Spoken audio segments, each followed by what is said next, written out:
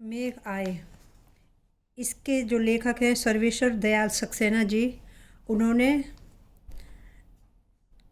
बादलों के आने का बड़ा ही सुंदर वर्णन किया है।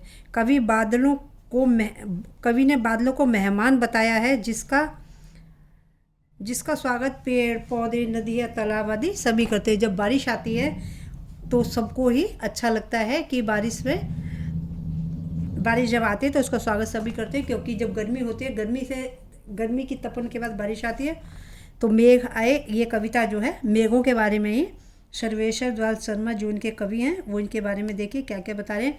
मेघ आए बड़े बन ठन के संवर के, आगे आगे नाचती गाती ब्याह चले। यानी कि जो मेघ जो बादल आए हैं बड़े बन ठन के आए हैं, संवर के आए हैं, यानी बहुत सुंदर दिख रहे हैं वो बरसते हुए। आगे आगे नाचती गाती ब्यार चली, यानी कि आगे आगे हवा भी चल रही है, उनके साथ नाचते गाते। आपने देखा जब बारिश होती है बहुत तेज तो कई बार तो हवा चलती रहती है, ठीक है, उनके साथ साथ हवा चलती है। पाहुन पाहुन जो आए हों गांव में शहर के, वो कहते हैं कि पाहुन होते हैं जो हमारे रिश्तेदार होते हैं, जैसे रिश्तेदार गांव में आते हैं, जो शहर के लोग होते हैं वो गांव में आए हों तो बड़े अच्छे से बन के आते हैं। मेघ आए बड़े बंटन के संवर के, उसी प्रकार जैसे कि रिश्तेदार आते हैं गांव वाले शहर में आते हैं, शहर वाले गांव में आते हैं तो थोड़े अच्छे कपड़े पहन के आते हैं, ठीक ठाक बन के आते हैं। उसी तरह मेघ भी बड़े बंटन के और संवर के आए हैं। पेड़ झुक झुक झकने लगे, पेड़ झुक झांकने लगे गर्दन उचकाए, आंधी चली धूल भागी घाघरा उठाए।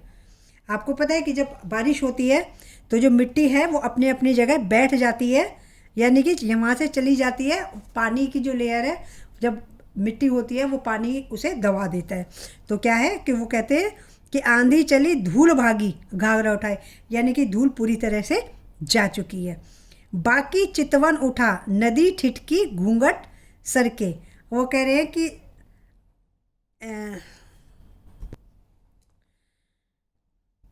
बाकी चितवन उठा नदी ठिठकी घूंघट सरके, मेघ आए बड़े बन ठन के संवर के। वो कहते हैं कि मतलब सभी लोगों के घूंघट उठ गए, यानी कि जब भी कोई बारिश में आता है तो क्या होता है कि जब बारिश पड़ती है तो कपड़े भीग जाते हैं सभी के, और इसमें जो है वो बाकी मतलब जो भी जा रहे हैं आ रहे हैं, या नदी ठिठक गई, यानी बारिश का पानी उस पर तेजी से आ रहा है। घूंघट सरके, सभी के घूंघट सरक गए। नदी के घूंघट की बात कर रहे हैं कि बाकी चितवन उठा, सब जो है एक दूसरे को अच्छी तरह से निहार रहे हैं, देख रहे हैं।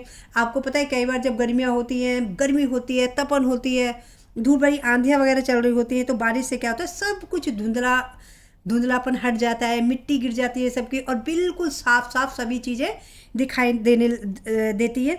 जैसे आपने देखा होगा कि बारिश के बाद जो पेड़ों के पत्ते एकदम प्यारे से हरे हरे से दिखाई देते हैं। तो वो कहते हैं कि मेघ आए बड़े बन ठन के, जो हमारे मेघ हैं, जो बारिश है वो बड़ी बन ठन के और तेज़ी से वन संवर के आई है, यानी सज संवर के आई है, सुंदर बन के आई है।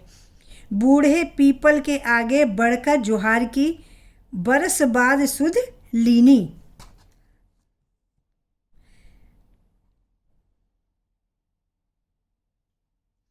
बूढ़े पीपल के आगे बढ़कर जोहार ली, यानी कि बूढ़े पीपल ने भी आगे बढ़कर जोहार ली, यानी झुक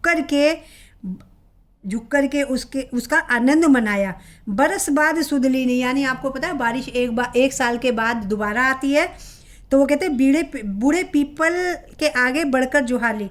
जो बूढ़ा पीपल था उसने भी झुककर उस बारिश का स्वागत किया और बोला कि उसने बरस बाद उसकी सुध ली है। बोली अकुलाई लता ओट हो किवाड़ की, जो लता होती हैं वो आपको पता है साइड साइड से चढ़ती हैं, तो वो कवि कहते हैं कि जो लता थी अकुलाई हुई, मतलब पानी के बिना जैसे सूख जाते हैं लोग चीज़ें, तो वो किवाड़ की ओट लिए हुए थी। हर साया ताल लाया,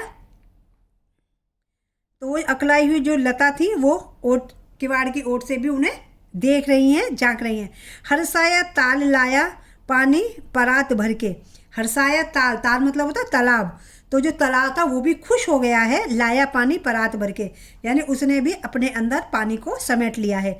मेघ आए बड़े बंठन के संवर के।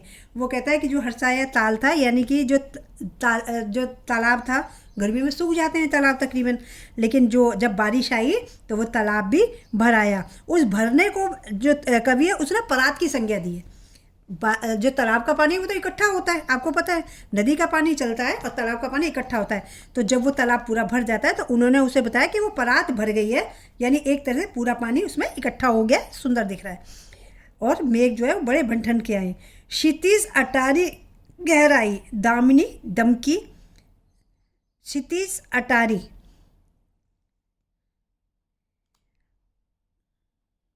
क्षितिज मतलब होता है नीचे, अटारी गहराई, दामिनी दमकी।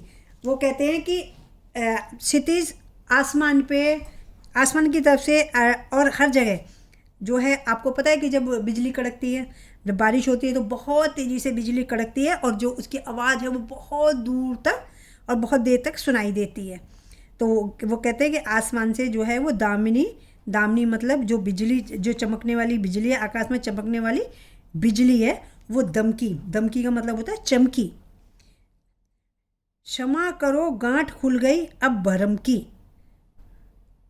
बांध टूटा झर झर मिलन के अश्रु ढर के। मेघ आए बड़े बंठन के। वो कहते हैं कि सभी ये जो जितने भी ये बताए गए हैं उन्होंने वो क्षितिज दम, क्षमा करो गांठ खुल गई अब भरम की। वो कहते हैं कि हमारी भ्रम की जो गांठ थी कि अब आएंगे मेघ, अब आएंगे मेघ, अब आएंगे मेघ, मेघ आ गए और सबको बहुत खुशी हो रही है इस चीज़ की। बांध टूटा झरझर मिलन के अश्रु ढर के।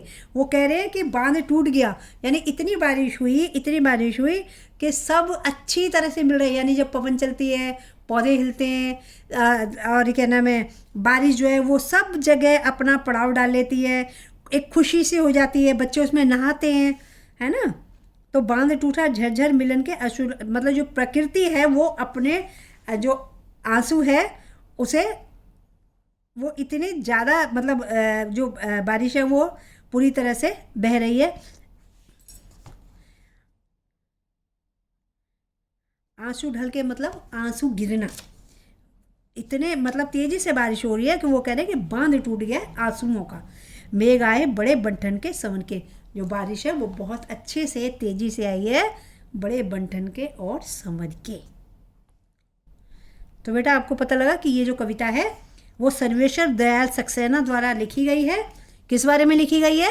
मेघ आए, यानी कि बादल आने से आपको पता है कि प्रकृति जो है बहुत ही सुंदर दिखती है और सारी एकदम प्रकृति सुंदर हो जाती है, क्योंकि बहुत गर्मी के बाद बारिश जब आती है तो पूरी धरती पे एक शीतलता छा जाती है। पेड़ पौधे जो है एकदम नए नए दिखने लगते हैं, उनसे कोपले फूटने लगते हैं और जो सारी प्रकृति है वो संवर जाती है।